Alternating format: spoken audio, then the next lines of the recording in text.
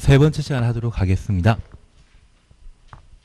우선 215페이지의 1번 문제 그냥 보십니다.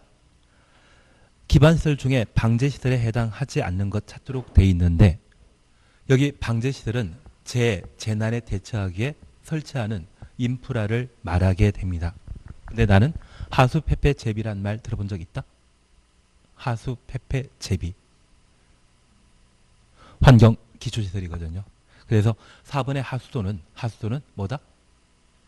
환경 기초시설이지 방제시설이 아닙니다. 그래서 해설 잠깐 살펴보시면 기반설의 종류를 시험에 내게 되면 50여 개 기반설을 7개 시설군으로 나열하게 되는데 출제하는 분들은 1번, 2번은 잘 외우고 달달 공부했다 그 생각하기 때문에 꼭 6번과 7번을 내십니다. 그래서 7번에 환경 기초시설로서 하수도, 폐기물 처리 시설, 재활용 시설, 빗물 저장 및 이용 시설, 수질 오염 방지 시설, 폐차장 얘를 앞글자 조합하면 하수폐폐제비입니다. 하수폐폐제비는 어디에 해당된다? 환경 기초 시설입니다. 그러면 하수폐폐제비의 하는 하천이겠습니까? 하수도이겠습니까? 그래서 하수를 연결시켜 놓은 겁니다. 반면에 하천이라는 것은 5번에 방제시설 찾으셨죠? 방제시설에는 뭐로 돼 있다? 하천이라는 게 있지 않습니까? 하천은 방제시설이지 환경 기초시설 아니다. 그 정도면 충분합니다. 대표 문제 이런 거 풀 필요 없으시고요. 제가 부탁드리는 것은 다른 거 필요 없습니다. 215페이지에 1번 문제와 관련되어 문제 자체가 지금 1번 페이지 넘기지 말고 215페이지에 1번과 관련되어 문제에서 보건위생시설에 장사시설이라는 말 찾으셨죠? 얘는 장사하는 그런 시설이겠습니까? 죽음과 관계된 시설이겠습니까? 죽음과 관계된 시설. 그리고 도축장과 종합의료시설 이 세 가지를 뭐라 한다? 보건위생시설이라 표현합니다. 그래서 만약 장사시설을 유통공급시설로 설명하면 틀립니다. 도매시장이나 소매시장이라는 말 들어본 적 있으시죠? 그 시장은 유통공급시설이고 장사시설은 장사하는 곳이 아닙니다. 그것과 구분 명확히 하자. 그래서 장사시설, 도축장, 종합의료시설은 죽음과 관계된 것으로서 얘를 보건위생시설이라 하며 7번에 환경기초시설 찾으셨죠? 하수폐폐제비란 말 하나 확인해 놓습니다. 그리고 우리 교통시설의 도로 찾으셨죠? 교통시설의 도로 찾으셨죠? 이 도로에는 일반 도로와 지하도로, 고가도로, 보행자도로 등등해서 7가지 있는데 고속도로는 없습니다.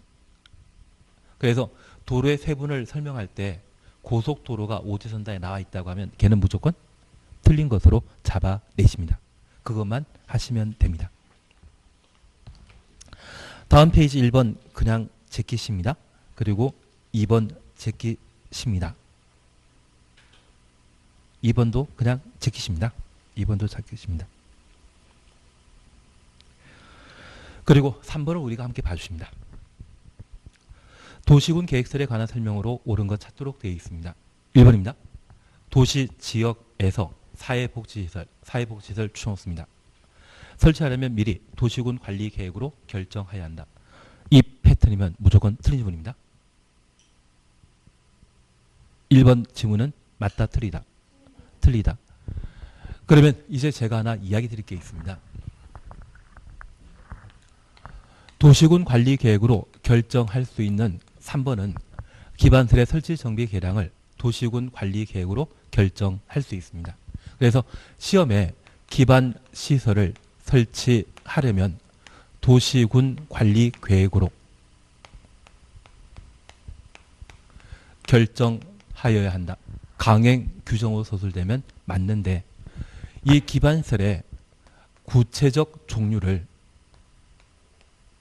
명시하고 얘를 설치할 때 도시군 관리 계획으로 결정해야 한다라고 하면 틀립니다. 그래서 이 기반설의 구체적 종류로서 사회복지시설은 영업 수익이 발생할 상황이라고 하면 이 사회복지시설은 민간이 충분히 만듭니다.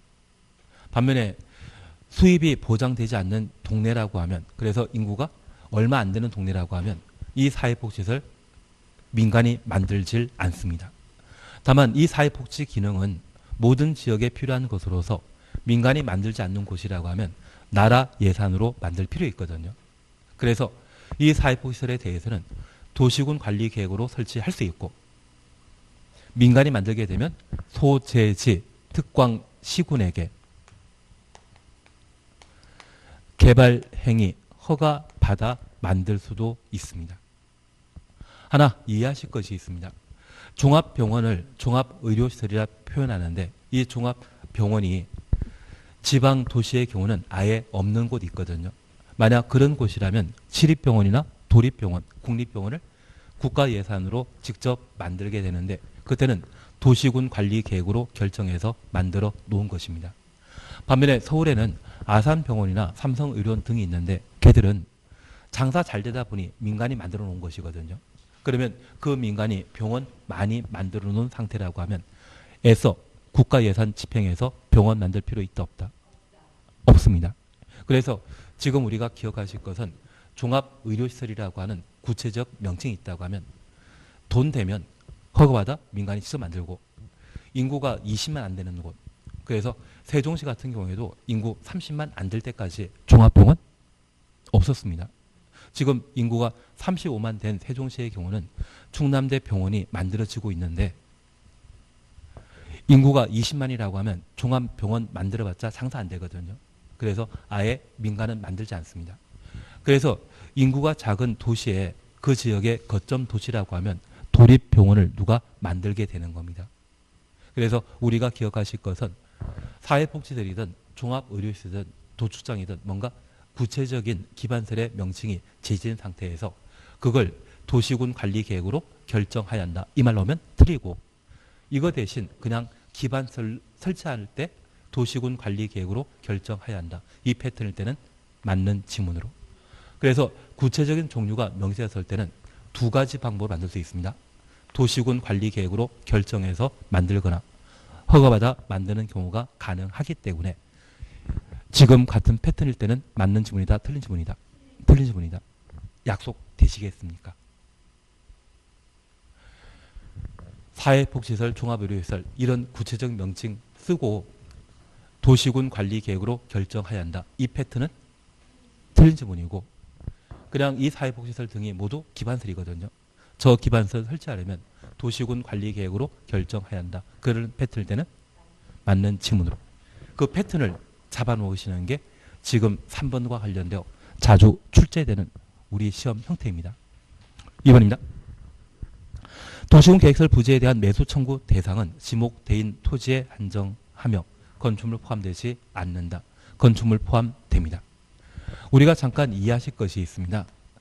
건축물과 이 건축물이 존재하는 부속 토지를 주종 관계를 따지게 되면 주물은 땅입니까? 건축물입니까? 건축물이 주물입니다. 그래서 우리 민법의 집합건물법 공부하시면서 집합건물은 아파트 등을 말하게 되는데 이 아파트에는 전유 부분과 공용 부분, 대지 사용권으로 각각 구분하게 되었을 때 주물은 무엇이다? 전유 부분만 주물에 해당되고, 최근 부동산 중개업소에서 아파트 거래 대상 면적을 표시하게 되면 주거 전용 면적이 얼마냐만 표시하지 공용 부분이나 대지 지분에 대해서는 따로 표시하지 않습니다. 걔들은 종물에 해당되기 때문에 따로 표시할 필요 없거든요. 그래서 건축물과 땅이 동시에 존재한다고 하면 주물, 주체가 되는 것은 건축물이지 땅이 아닙니다. 그래서 매수 청구와 관련되어 땅만 매수 청구 대상이고 건축물은 해당 사항 없다. 이런 이야기 나오면 주종 관계가 전도된 것입니다. 바뀌어 있는 것입니다. 이런 말은 된다, 안 된다? 안 된다. 취지 이해하시겠습니까? 3번입니다. 용도 지역 안의 건축물의 용도, 종류, 규모의 제한, 용도부터 제한까지 가로 해놓으시면 얘는 행위 제한을 말하는 겁니다. 이런 행위 제한은 도시군 계획설에 적용된다. 3번 틀립니다. 하나 기억하실 것은 이 도시군 계획설은 행위 제한 중에 건축 제한은 예외가 인정됩니다. 반면 건폐율과 용적률에 대해서는 도시군 계획 시설이랄지라도 그대로 적용됩니다. 나중에 충남대나 서울대 가시게 되면 그 서울대 등은 녹관농자에 만들어져 있습니다. 주상공에 만들게 되면 다 사립대학이고요. 반면 녹관농자에 만들어지는 게 국립대학인데 서울대 부지가 100만 평인데 불구하고 그곳에 들어가 있는 건물 규모는 크다 작다. 난 서울대 가본 적 없습니다. 대신 충남대는 가본 적 있다? 충남대는 가본 적 있다? 충남대 가본 적이 있다고 하면 그곳에 그 부지 넓은 곳에 서울 도시 한가운데 만들어져 있는 사립학교처럼 사립대학처럼 10층짜리 20층짜리 그런 건물 만들어져 있는 게 아니고요. 보통 가보면 4층이나 5층짜리 대충 작은 거 만들어져 있거든요. 왜? 국립대학인 도시군 계획설을 할지라도 건폐율 용적률은 그대로 적용되기 때문에 뭐만 예외 인정됩니까? 건축 제한만 예외가 인정되게 됩니다. 그래서 지금 용도, 종류, 규모에 대한 제한 모두를 도시군 계획설에 적용한다. 이 말 틀리고요.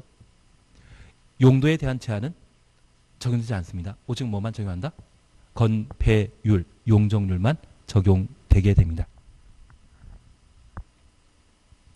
그래서 우리 해설에는 두리뭉실하게 용도, 종류, 규모 제한 적용되지 아니한다. 이렇게 돼 있는데 우리는 명확하게 기억해 주십시오. 뭐만? 건축 제한에 대해서만 적용하지 않고 건폐율 용적률은 그대로 적용한다. 이렇게 해놔야 됩니다. 진짜 잘 해놓으셔야 됩니다. 그리고 4번입니다.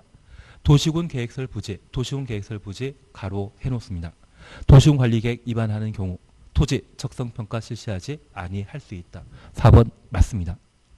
근데 나는 지난 시간에 도시군 관리계획의 기초조사에는 환경성 검토와 토재를 포함한다.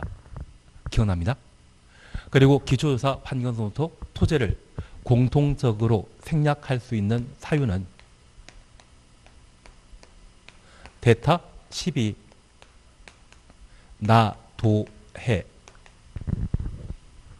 기억하고 있다? 아직 공부할 상황이 아닌 것 같습니다. 천천히 공부하십니다.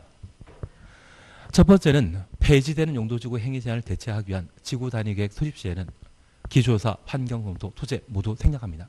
그리고 다른 법률에 따라 지역 지구가 지정되거나 개발계획 수립하게 되면 이 법에 따른 기초조사 등은 모두 생략되고 지구 단위 계획구역 지정 목적이 정비, 보존을 목적으로 한다면 폭 12m 이상의 도로 설치 계획 없는 때 개발 사업 안 하는 것이기 때문에 기초조사 생략한다. 그리고 나대지가 거의 없는 것, 나대지가 없다는 것은 2% 미만을 말하죠. 상업지역 등을 도심지라 표현합니다. 그리고 올 7월 달에 시행할 제도로서 도시군 계획설 결정이 해제될 상황이라면 기초조사 한다 안 한다? 안 한다. 그리고 우리 토지 적성평가와 관련된 사항을 함께 정리하시면서 이 토지 적성평가는 우리 개발할 것인지 개발 안 할 것인지 우리 고등학교 때 적성평가 공부할 때 공부해서 성공할 것인지 아이돌로 성공할 것인지 사업해야 성공하는지 그것 알아보기 위한 것이 적성평가였죠. 그러면 도시군 관리계획을 위반하게 되는 도시군 관할구역의 모든 땅에 대해 개발 용지로 사용할 것인지 비개발 용지로 사용할 것인지 조사하기 위해 실시하는 것이 적성평가입니다. 그런데 개발 사업이 확정된 곳, 그래서 주거지역, 상업지역, 공업지역에 도시군 관리계획 위반하는 때는 적성평가 한다 안 한다? 무조건 개발하는 겁니다. 그리고 방금 보셨던 도시군 계획설 부지는 개발 용지이다, 비개발 용지이다. 얘는 개발 용지가 확실하죠. 적성평가 한다 안 한다? 안 한다. 그리고 우리 하나 더 생각나는 게 도시 개발 사업 하는 곳이라면 적성평가 한다 안 한다? 도시 개발 사업 하는 곳은 무조건 개발하기 때문에 적성평가할 필요 없다. 그래서 적성평가와 관련되어 제가 3개 더 줄치라고 했는데 다음 달에 요약집 나오면 그 요약집으로 다시 한번 추치라고 이야기 드리겠습니다. 그래서 우리 최근 개정된 사항으로 대타 12 나도해 기조사 환경성 검토 토제 공통된 택략 사유라는 것을 꼭 한번 확인해 놓습니다. 그리고 5번입니다. 도시원 계획설 사업 시행자가 행정청인 경우 시행자 처분에 대해서는 행정심판 제기할 수 없다. 없다를 보면 맞다 틀리다. 잘 아시는데요. 행정심판 제기할 수 있습니다. 누구한테 제기한다? 지정권자에게. 지정권자에게. 그래서 5번 틀립니다. 그래서 지금 3번에 관한 문제도 종합 문제로서 조금 어려운 문제인데 잠깐 저렇게만 확인하신 겁니다. 그리고 공동구 찾으셨죠? 여기 공동구는 먼저 이렇게 잠깐 이해해 놓습니다. 여기 공동구도 자주 시험에 나옵니다. 한 3년에 한 번씩은 계속 반복해서 출제되는 사항이기 때문에 꼭 봐주시는데 우선 공동구는 우리가 인프라라 부르는 것을 기반시설이라 하고 이 기반시설 중에 지하에 매설되는 것이 있습니다. 전기, 수도, 통신, 상하수도 시설, 쓰레기관 같은 것은 모두 지하에 매설되는데 그 지하에 매설되는 기반시설을 공동으로 수용하고 관리하기 위해 지하에 설치한 기반시설을 공동구라 표현하게 됩니다. 그래서 지하 기반시설을 지하 매설물이라 하고 이러한 지하 매설물을 공동으로 수용하기 위한 터널을 뭐라 한다? 공동구라 표현하게 됩니다. 이러한 공동구는 200만 제곱미터 초과하는 도시개발사업, 정비사업. 그래서 최근 만들어진 세종시라고 하면 그 면적 200만 초과하는 도시개발사업 한 장소이거든요. 이러한 곳에는 공동구를 의무적으로 설치해야 됩니다. 그리고 우리 공포의 학습 방법은 항상 대상 다음에는 절차입니다. 저 공동구는 도시개발 사업하는 시행자가 공동구를 설치하게 되는데 이 시행자는 주민들이 이용하는 각종 인프라에 대해서는 자기가 직접 설치하도록 되어 있는데 이 공동구는 일반 시민들이 이용하는 곳이 아닙니다. 전기사업자나 통신사업자, 가스사업자 등이 사용하는 공간으로서 이 공동구는 일반인이 출입하는 곳 아니거든요. 그래서 시행자 설치는 하지만 그 설치 비용만큼은 도시개발 사업 시행자와 공동구 점용 예정자가 공동구를 설치하도록 되어 있습니다.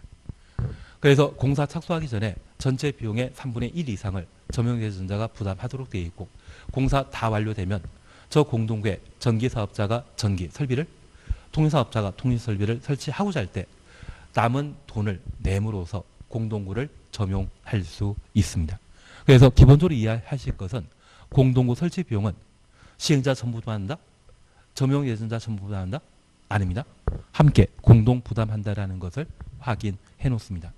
그리고 이런 방법으로 공동구가 설치되게 되면 공동구에는 지하 매설물, 지하 기반설이 반드시 수용돼야 되는데 폭파 사고가 위험 있는 가스관과 하수도관의 경우에는 공동구 협의 심의 거쳐 수용될 수 있습니다. 그래서 이 두 가지에 대해서는 수용할 수 있다이지 수용해야 한다. 이 말로 하면 맞다 틀리다. 틀리다. 그렇게 잡아 놓습니다. 그리고 이 공동구에 이런 시설들을 모두 수용하게 되면 이 공동구는 도시의 심장, 동맥 역할을 하는 곳이거든요. 우리 예전에 아현동 전화국에 고장 발생했을 때 상당 기간 동안 카드 결제 등을 제대로 하지 못했었습니다. 그래서 이 공동구가 좀 불온 세력들이 관리하고 부존 세력들이 좀 폭발 사고 발생시키게 되면 도시는 멈춰버릴 수밖에 없습니다. 그래서 이 공동구 관리하는 자를 공동구 관리자라는데 그 공동구 관리자는 특광시군이 관리하게 됩니다. 통상 도시군 계획설은 시행자가 직접 관리하는 것이 원칙입니다. 그래서 우리 민자 유치 고속도로나 또는 민자 유치 교량 보게 되면 누가 관리합니까? 만든 사람이 본전 뽑을 때까지 잘 관리하더라고요. 그래서 원래 공동구 등의 기반설은 시행자가 설치한 자가 관리하도록 되어 있는데 이 공동구는 그 중요도가 남다르기 때문에 누가 관리한다? 특광시군. 저 특광시군을 공동구 관리자라 표현하게 됩니다.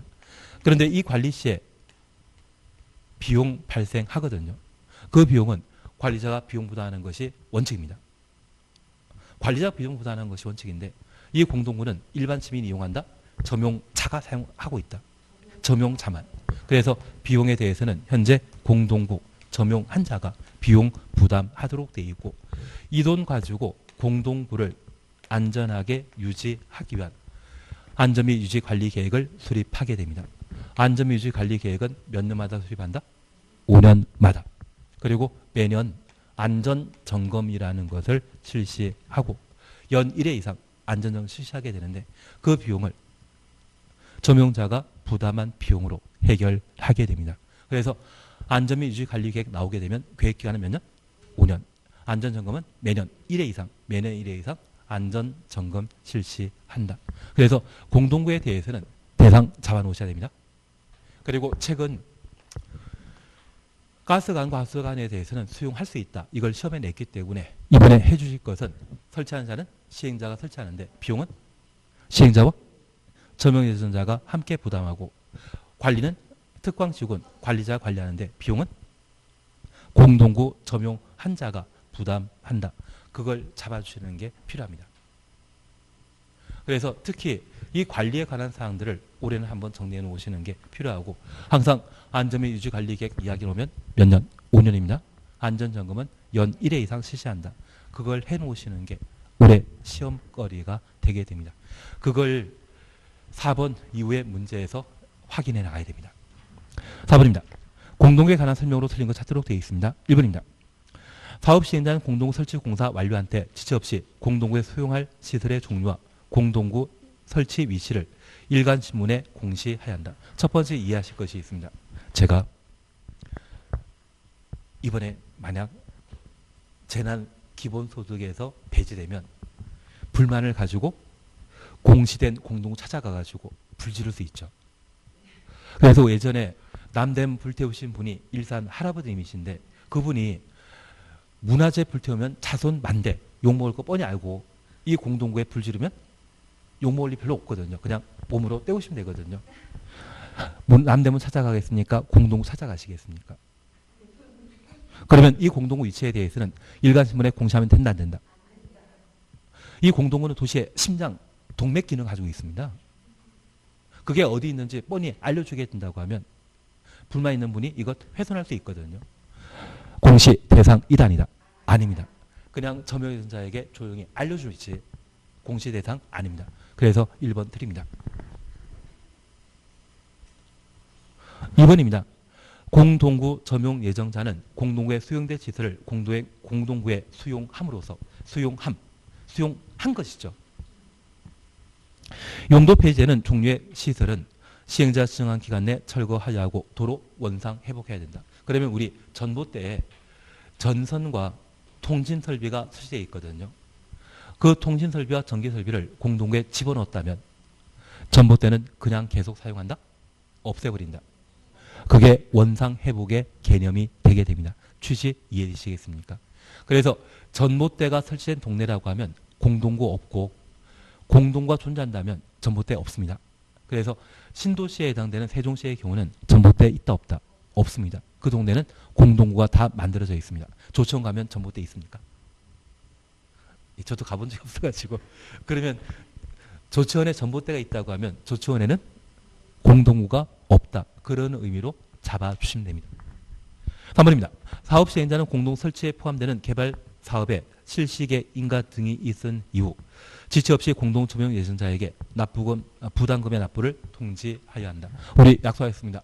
공동 설치 비용은 시행자 전부 부담한다? 공동으로 점용 예정자와 함께 부담하게 됩니다. 얼마 내라고 통지하는데 실시계 인가는 설계 통관 상태입니다. 실시계 인가라고 하면 설계 통관 상태입니다. 그래야만 공사 비용을 미리 예측할 수 있거든요. 실시계 인가 전에는 그 비용 얼마 들지 모르는 상태이고 실시계 인가 이후에는 설계도면 통관 상태이거든요. 그때는 확정되었기 때문에 공사 비용을 계산할 수 있습니다. 그래서 부담금 납부 통지는 언제 한다? 실시계획 인가 이후에. 그리고 4번 공동구의 안전 및 유지 관리 계획. 다른 거 필요 없습니다. 이거 계획 기간 몇 년? 5년. 그리고 5번 공동관리자는 특광시군이다. 이해되시겠습니까? 대신 공동관리에 필요한 비용은 누가 부담한다? 점용자가.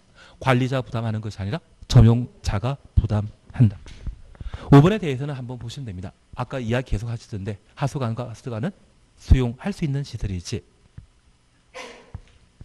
수용하여야 하는 시설 아니거든요. 그래서 그런 식으로 답을 찾아가시면 될 겁니다. 6번에 대해서는 그냥 건너뛰시는데 제가 하나 부탁드릴 것은 2번 찾으셨죠. 6번에 2번 찾으셨죠. 도시개발구역의 규모가 150만인 경우 시행자는 공동구 설치해야 한다. 200만 초과입니다.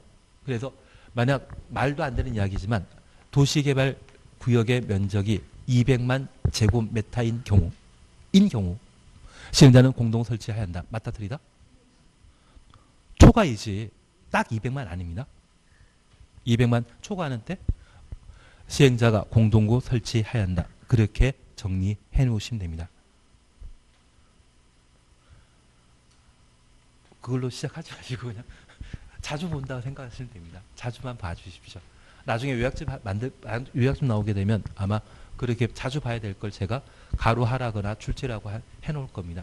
그것만 자주 보시면 눈에 익으실 겁니다. 예, 이제 7번에 관한 문제 보시는데 7번 보기 전에 우리 한 장짜리 봐주십니다.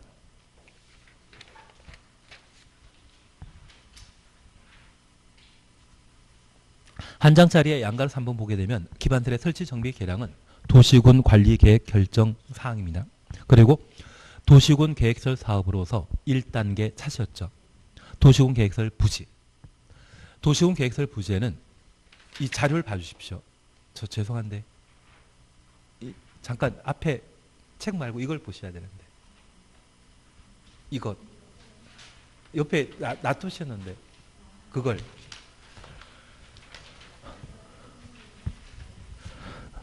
그리고 이 3번 내용이라 해서 지금 양가로 3번에 기반시설 설치 정비 계량 박스에 있습니다. 그리고 도시군 계획설 사업이라 해서 1단계에는 도시군 계획설 부지에는 도시군 계획설 만드는 게 중요하기 때문에 사적 목적의 건축물과 공작물은 설치할 수 없고 도시군 계획설 부지가 결정 고의되면 즉시 지역노용 고시해야 되며 단계별 집행계획은 3개월 내 수립하여야 합니다. 단계별 집행계획 수립하는 자는 결정권자이다. 입안권자이다. 입안권자. 지역노용 고시하는 자는 결정권자이고 작성은 입안권자가 하게 됩니다. 2단계입니다. 이제 부지가 확정되었다고 하면 시행자가 도시군 계획설 사업 시행하도록 되어 있는데 그 시행자는 입안권자인 국토교통부 장관, 시의사, 시장, 군수입니다. 행정청 아닌 자도 입안권자가 지정함으로써 도시군 계획설 사업 할 수 있는데 행정청 아닌 자 중에 비행정청 중에 민간의 경우는 토지 소유자 동의 받아야 됩니다. 면적 3분의 2, 총수 2분의 1입니다. 그래서 면적 3분의 2 이상의 땅을 소유하고 총수 2분의 1 이상의 동의 받은 때에만 민간이 도시군 계획설 사업 시행자로 지정될 수 있습니다. 그 사업 시행자는 도시군 관리 계획에 따른 실시 계획 작성하고 결정권자에게 인가 받아야 됩니다. 올해 신설된 사항으로 실시 계획 시료가 올해 만들어졌습니다. 장기 미집행 도시군 계획설 사업은 10년간 사업하지 않은 것을 말하는데 5년 내 재결 신청하지 않다면 5년 되는 다음날 실시 계획은 효력 상실합니다. 그리고 이 도시군 계획설 부지 중에 장기 미집행 도시군 계획설 부지로서 그 도시군 계획설 부지의 3분의 2 이상을 시행자가 소유하거나 사용권 확보한 때는 몇 년? 7년 내에 재결 신청하지 아니하면 7년 되는 다음날 효력 상실합니다. 도시군 계획설 부지 전부를 시행자가 소유하게 되면 실효 없습니다. 실시계획에 대한 실효는 아예 없다. 아마 올해 시험에 나오게 되면 얘 두 가지는 지문 구성하기가 만만치 않기 때문에 5년짜리만 나올 겁니다. 장기 미집행 도시군 계획설 사업으로 5년간 재결 신청하지 아니하면 나는 재결이란 말 알고 있다? 모른다. 나중에 천천히 하시면 됩니다. 천천히 하시면 됩니다. 그리고 저 실시계 인가 고시된 이후에는 도시군 계획설 사업 시행자는 도시군 계획설 부지를 강제 수용하고 사업할 수 있으며 그 사업이 완료되었을 때 준공검사 통과하면 결정권자가 공사 완료 공고함으로써 다음날 해당 도시군 계획서를 사용할 수 있습니다. 그러면 잠깐 이렇게 봐주십니다. 현재 도시군 계획서 사업은 3단계로 이루어집니다. 기반서의 설치 정비 계량을 도시군 관리 계획으로 결정할 수 있는데 이 도시군 관리 계획으로 입안하고 결정하게 되면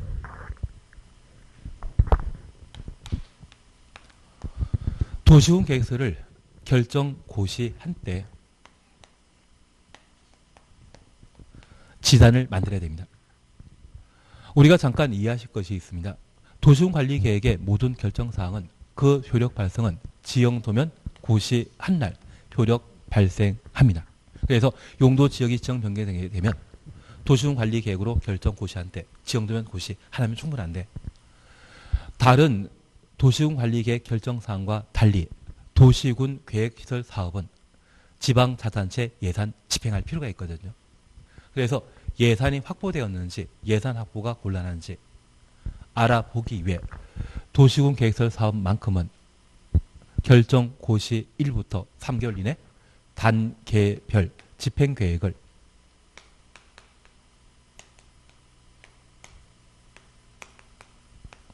입안권자가 수립하게 됩니다. 입안권자는 국토교통부 장관, 지도이사, 시장, 군수입니다. 이들은 이번에 도시군 계획설 사업으로 학교나 도로 만들고자 할 때 예산이 확보되었다고 하면 3년 안에 사업할 수 있기 때문에 1단계 집행계획에 포함시키고 3년 후에 언제 예산 확보될지 모를 때는 2단계 집행계획에 반영시켜야 됩니다. 저 단계 집행계획 수립하는 자는 결정권자이다, 입안권자이다. 입안권자라는 것 확인해 놓습니다. 여기 단계 집행계획과 관련된 수립 절차를 나중에 우리가 다시 보셔야 됩니다. 기출문제에 나온 적이 있고 그리고 재작년에 법이 개정되었던 것이 단계 집행계획의 수립 시한이 3개월이거든요. 이게 작년 시험에 나와야 되는데 작년은 건너뛰었습니다. 그래서 단계별 집행계획 수립은 3월 이내에 이루어진다는 것 확인해 놓습니다. 다시 질문이 있습니다. 만약 지구 단위 계획이 결정되면 단계별 집행계획 수립한다 안 한다? 안 한다. 용도 지역 지정하면 단계별 집행계획 수립한다 안 한다? 안 한다. 오직 뭐만? 도시군 계획 시설 사업만. 용도 지역 지정 변경은 예산 필요 없습니다.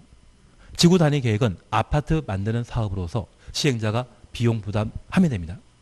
그래서 지방자치단체 예산 필요한 것은 도시군 계획 시설이 결정 고시된 때만 단계 집행계획의 수립 대상이라는 것 기억해 놓습니다. 용도지역 지정 변경 시에는 예산 필요하다, 필요 없다? 필요 없다라는 것 잡아 놓습니다. 누가 수립한다? 입안권자가. 언제 수립한다? 도시군 계획서를 결정 고시부터 3개월 이내 수립하도록 되어 있습니다. 그리고 나중에 우리가 보실 텐데 얘는 일단 적어 놓습니다. 지방의회 의견 청취와 관계 행정기관과의 협의 절차 거쳐 단계별 집행계획 수립하고 주민 의견 청취한다 안 한다? 안 한다. 주민 의견 청취하지 않는 행정계획은 딱 세 가지입니다. 방금 보신 단계별 집행계획과 기반설 부담구역 지정되고 1년 만에 수립하는 기반설 설치계획. 그리고 개발법의 실시계획 딱 세 가지에 대해서는 주민 의견 청취 없습니다. 그러면 여기까지가 바로 1단계가 되게 되는데 저 지형도면이 고시되게 되면 저 지형도면 고시된 곳이 학교나 도로 만드는 장소이죠. 그 장소를 뭐라 한다? 도시군 계획설 부지라 표현합니다. 도시개발 사업이 결정되게 되면 도시개발 사업하는 장소를 뭐라 한다? 도시개발구역. 정비사업하는 곳이 결정되게 되면 그것을 뭐라 한다? 정비구역. 도시군 계획설 사업하는 곳을 뭐라 한다? 도시군 계획설 부지라 표현하게 됩니다. 이렇게 도시군 계획설 부지가 결정되게 되면 두 가지 상황이 발생합니다. 사업하는 것과 사업 안 하는 경우가 있습니다. 사업해야 되는데 예산이 확보되지 못하는 것이거든요. 그러면 우리 잠깐 이해하실 것은 저 부지에 사업하지 못한다고 하면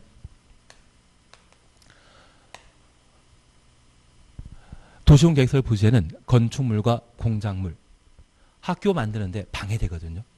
개인 사유지랄지라도 만들 수 있다 없다? 없습니다. 그리고 10년간 사업하지 않는다면 지목대인 토지는 뭐 할 수 있다? 매수 청구할 수 있습니다. 지방의회 해제 권고와 토지 등의 소유자의 해제 입안 신청, 결정 신청, 해제 심사 신청 최근 개정되어 신설되었지만 걔는 배제하고 최소한 얘는 기억하셔야 됩니다. 워낙 자주 매년 나오기 때문에 매수 청구는 무조건 정리해 주셔야 됩니다. 그리고 20년간 사업하지 않는다면 20년 되는 다음날 효력 상실. 그래서 우리 약속하신 게 국토계획법상 치료 몇 개 있다? 잘 모른다. 네 군데 있습니다. 첫 번째가 용도구역과 관련되어 시가화 조정구역은 유효기간 만료일 다음날 시가조정구역 효력은 상실되게 됩니다. 용도구역과 관련되어서는 항상 뭐? 시가조정구역. 그리고 두 번째, 도시군 계획시설 사업과 관련되어서는 방금 우리 확인하셨듯이 실시계획 실효되는 경우가 있습니다. 장기 미집행 도시군 계획시설 사업은 10년간 사업하지 않은 것을 말합니다. 도시군 계획시설 결정 고시하고 몇 년? 10년간 사업하지 않는다면 장기 미집행 도시군 계획시설 사업이고 10년간 장기 미집행 도시군 계획시설 사업이 실시계획 인가되고 5년 내 재결 신청하지 않았다면 5년 되는 다음날 뭐 한다? 효력 상실합니다. 그리고 이 도시군 계획시설 사업은 20년간 사업하지 않는다면 20 되는 다음날 효력 상실한다라는 것 기억해 놓습니다. 그리고 세 번째 보시는 게 지구 단위 계획입니다. 여기 지구 단위 계획은 지구 단위 계획구역 결정 고시부터 몇 년? 3년 내 지구 단위 계획이 결정돼야 되는데 지구 단위 계획이 결정되지 않으면 3년 되는 다음날 효력 상실하고 주민이 입안 제한한 지구 단위 계획이 결정되었다면 몇 년? 5년 내 공사 착수해야 되며 착수하지 않는다면 5년 되는 다음날 효력 상실하게 됩니다.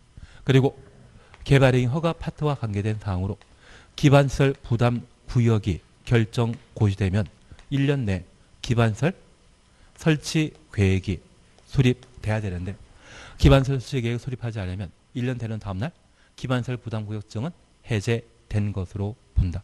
그래서 국토계획법상 실효 총 몇 개 있다? 4개. 도시관리계획과 관련된 3개. 기반시설 부담구역과 관련된 하나. 총 4개. 저렇게 존재한다라는 것 보시면서 20년간 사업하지 않는다면 20년 되는 다음날 도시군 계획설 사업은 효력 상실한다라는 것 확인해 놓습니다. 그러면 만약 이 도시군 계획설 부지에 예산 확보되어 사업하게 되면 저 2단계에는 저 도시군 계획설 부지에서 학교나 도로 등 만드는 자를 시행자라고 저 시행자는 도시군 관리 계획으로 결정했죠. 결정권자가 도시군 관리 계획을 결정했습니다. 그 도시군 관리 계획에 부합되는 실시 계획을 작성하고 저 시행자는 누가 하는 것입니까? 결정권자가 사업하는 것입니까? 입안권자 하는 것입니까? 입안권자가.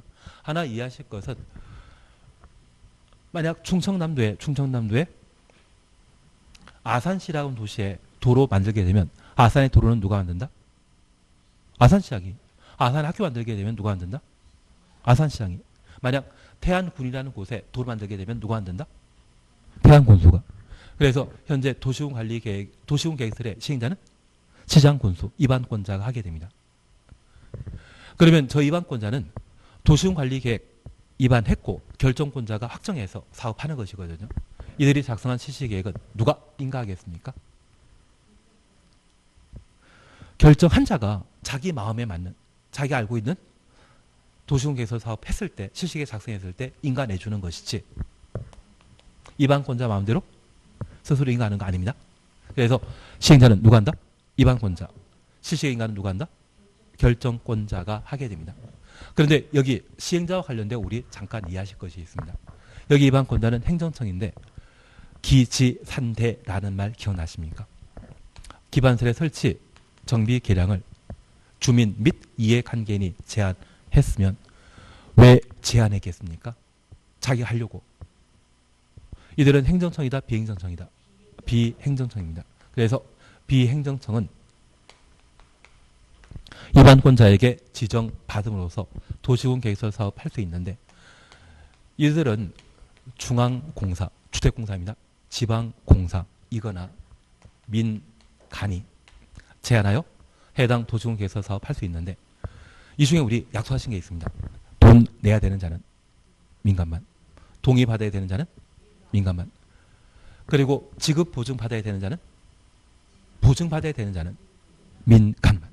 그래서 공사의 경우는 토지소유자 동의 없이 지정받아 도시군 계획설 사업할 수 있는데 민간인 경우에는 도시군 계획설 부지 전체 면적의 3분의 2 이상을 소유하고 토지 등의 소유자 총수 2분의 1 이상의 동의 받아야 되는데 이건 시험 보기 전날까지 외우시면 되는데 벌써 외우셨습니까? 얘는 외우기 마시고 얘는 마시고 그냥 민간만 뭐 받아야 된다? 동의 받아야 된다. 앞에 지방공사가 동의 받아야 된다. 이 말 나오면 틀린 것으로 잡아내셔야 됩니다. 그래서 시행자와 관련된 것은 저걸 보시는 게 필요합니다. 그리고 이 시행자가 작성한 실시계획이 인가받고 고시되게 되면 바로 3단계가 시작되게 되는데 저 3단계는 도시군 계획설 부지에 대해서는 공익사업하는 것이기 때문에 강제 수용하도록 되어 있습니다. 그래서 수용 대상은 부지만 인접한 토지 건축물은 수용 대상이다.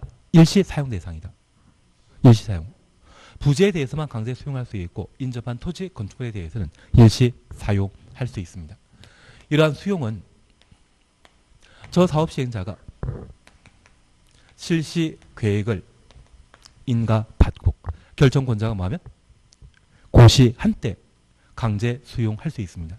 그래서 저 실시 계획이 고시되면 그 대세가 뭐한다? 3단계인 수용이 가능해지는 겁니다. 취지 이해되신 겁니다. 그러면 우리가 잠깐 이해하실 것이 있습니다. 여기 도시군 계획설 부지가 확정된 것은 1단계 때 확정되었는데 실제 수용하는 것은 2단계 아니고 언제? 3단계. 그러면 그 사이에는 시행자 땅이 아니라는 이야기죠. 개인 사유지라는 이야기입니다. 그 개인 사유지라 할지라도 도시군 계획서를 만드는 게 중요하기 때문에 저 도시군 계획설 부지에는 건축물, 공작물 만든다 못 만든다? 못 만들고 10년간 장기 미집행했다고 하면 개인 사유지인데 불구하고 건축을 계속 제한한 것이거든요. 지나치게 재산권 행사를 제한했기 때문에 매수 청구 가능한데 이때 매수 청구는 사달라는 매수 청구입니까? 수용해달라는 매수 청구입니까? 수용해달라고. 왜? 도시군 계획설 부지는 20년까지는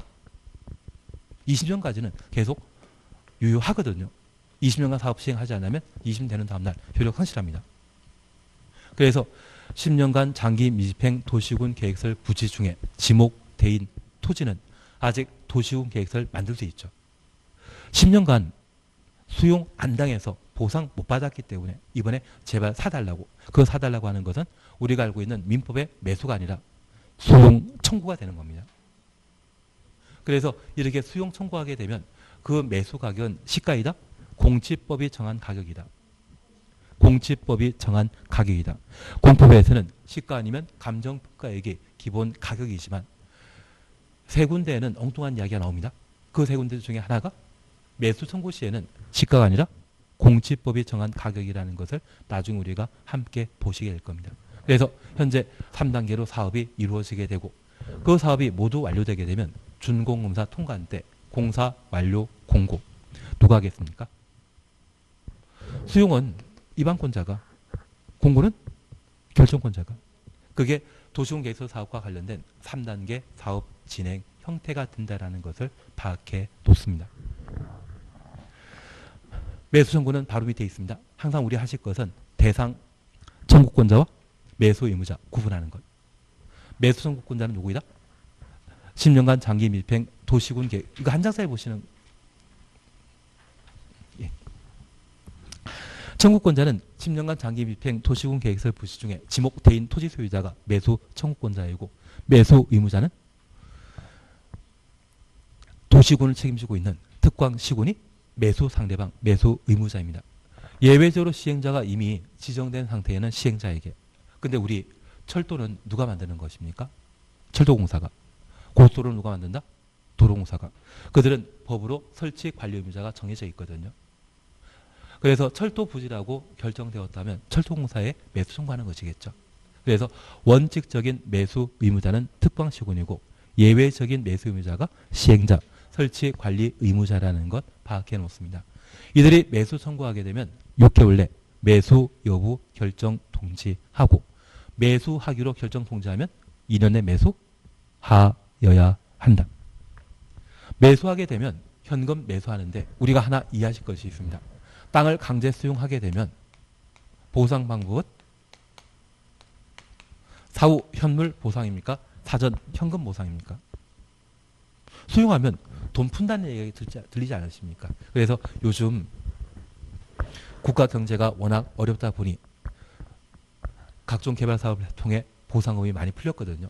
그중에 한 130조가 주식 좀 더 내리면 사겠다고 다 대기하고 있다고 하던데. 근데 지금 벌써 1900 올라간 상태입니다. 1700에 투자하셨습니까? 넘어가도록 하겠습니다. 괜한 이야기 드렸습니다. 저희 쓸데없는 이야기 드렸습니다. 그래서 요즘 일단 주식에 다들 유동자금 대기하고 있는 중입니다. 그래서 주식이 좀 선행하고 어느 정도 한계선 보이게 되면 예전에 우리 주가 형성되는 가격까지 올라가게 되면 그때 또 더 이상 돈 될 게 없으니까 부동산으로 또 돌고 도는 것인데 앞으로 2년 동안 부동산 규제가 계속 유지되지 않겠습니까? 이번에 180석 이상 나왔는데 도움이 안 되는 이야기 드렸습니다. 그러면 우리가 잠깐 이해하실 것은 그 시중에 그렇게 돌고 있는 유동자금은 뭐해서? 수용해서 무엇? 현금. 그래서 도시군 계획설 부지에 대한 장기 밀평 도시군 계획설 부지에 대한 매수 청구 시에는 무엇을 보상한다? 현금 보상하는 것이 원칙이고 예외적으로 도시군 계획설 채권을 발행할 수 있습니다. 공법상 채권은 딱 4가지 있습니다. 국토계획법의 도시군 계획설 채권과 개발법의 토지 상환 채권, 도시개발 채권, 주택법의 주택 상환 사채 있는데 그 4개 채권 중에 도시로 시작하는 채권은 발행자가 지방자치단체입니다. 그래서 도시군 계획설 채권과 도시개발 채권 발행한 자는 누구이다? 지방자치단체. 지금은 그렇게만 기억하고 계십니다. 그리고 토지 상환 채권과 주택 상환 사채는 상환이란 말 나오면 발행 방식은 기명증권이다, 무기명증권이다.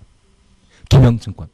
상환받을 자가 정해져 있기 때문에 그것은 기명증권으로 발행한다. 그렇게만 구분하십니다. 그리고 지방의회 해제 공고는 23회 때 24회 때 기출문제 출제되고 그 외에 연락 두 줄입니다. 그리고 토지 소유자 해제 신청은 29회 때 시험에 한번 나왔거든요. 그래서 이쪽은 3개월이란 말, 2개월이란 말, 그것만 지금은 반없습니다. 해제 위반 청하면 몇 개월, 3개월 내 통지하고 해제 결정 청하면 몇 개월, 2개월, 그것만 반없습니다. 왜 3개월인지 2개월인지는 나중에 요약집 할 때 제가 다시 한번 설명드리도록 할 겁니다. 그리고 다음 페이지에 해제 심사 신청이란 말이 있는데 해제 심사 신청은 국토교통부 장관에게 합니다. 4번 개발사업과 정비사업 도시용관리계획으로 결정할 수 있고 5번 지구 단위 계획구역과 그 계획 그런 게 있다. 나중에 다시 한번 보실 겁니다. 그래서 지금은 여기까지 해놓고 쉬었다 하실 겁니다.